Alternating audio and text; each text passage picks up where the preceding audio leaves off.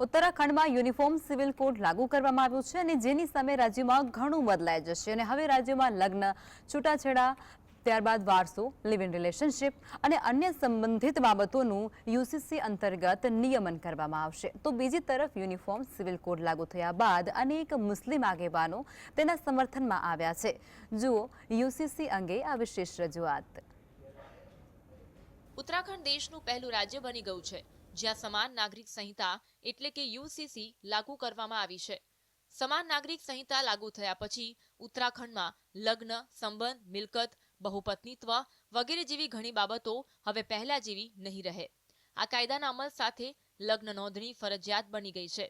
હવે ઉત્તરાખંડમાં બધા જ ધર્મો માટે છૂટાછેડાનો કાયદો સમાન રહેશે. આ સાથે બહુપત્નીત્વ અને હલાલા જેવી પ્રથાઓ પણ બંધ થઈ જશે.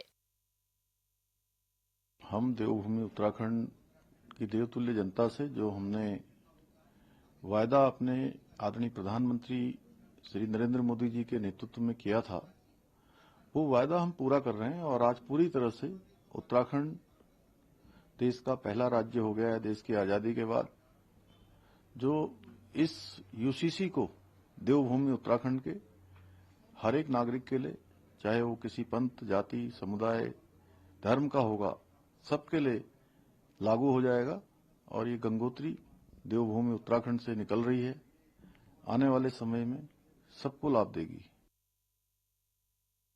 ઉત્તરાખંડમાં યુસીસી લાગુ થયા બાદ અનેક ફેરફારો થશે, જેમાં લગ્નની નોંધણી કરાવવી ફરજિયાત બની જશે. નોંધણીની સુવિધા દરેક ગ્રામસભા સ્તરે પણ ઉપલબ્ધ રહેશે. કોઈપણ વ્યક્તિ માટે તેની જાતિ, ધર્મ અથવા સંપ્રદાયને ધ્યાનમાં લીધા વિના છૂટાછેડાનો સમાન કાયદો હશે. હાલમાં દેશમાં દરેક ધર્મના લોકો આ બાબતોને તેમના અંગત કાયદા દ્વારા ઉકેલે છે. આ સિવાય રાજ્યમાં બહુપત્નીત્વ પર પ્રતિબંધ મૂકવામાં આવશે. તેમજ છોકરીઓના લગ્નની ઉંમર, જાતિ અને ધર્મને ધ્યાનમાં લીધા વિના સમાન રહેશે. યુસીસી લાગુ થયા બાદ ઉત્તરાખંડમાં હલાલા જેવી પ્રથા પણ બંધ થઈ જશે. સાથે વારસામાં છોકરીઓને છોકરાઓની જેમ સમાન હિસ્સો મળશે. આ સિવાય કપલ્સ માટે લિવ ઇન રિલેશનશિપની નોંધણી કરાવવી ફરજિયાત બનશે. જો દંપતીની ઉંમર 18 થી 21 વર્ષની હોય તો તેમણે રજીસ્ટ્રેશન દરમિયાન તેમના માતા પિતાનો સંમતિપત્ર પણ આપવો પડશે. બીજી તરફ હાલ યુસીસીમાંથી ટ્રાન્સજેન્ડર અને પૂજા અને પરંપરાઓ જેવી ધાર્મિક બાબતો સાથે કોઈ છેડછાડ કરવામાં આવી નથી. अब ये यूसीसी बिल पास हुआ है, उत्तराखंड पहला राज्य बना, तो ये बड़ी खुशी की बात है.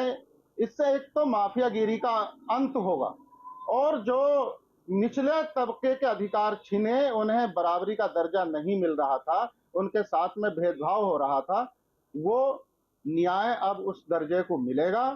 तो हम तो यही कह रहे हैं कि यह काम पूरे देश में जल्द से जल्द होना चाहिए. यूसीसी बिल पूरे देश में जल्द से जल्द लागू हो जाना चाहिए, जिससे कि जो अन्याय हुआ है वो अब समानता की धारा में आकर के सभी को बराबरी के साथ न्याय मिलने का मौका मिले.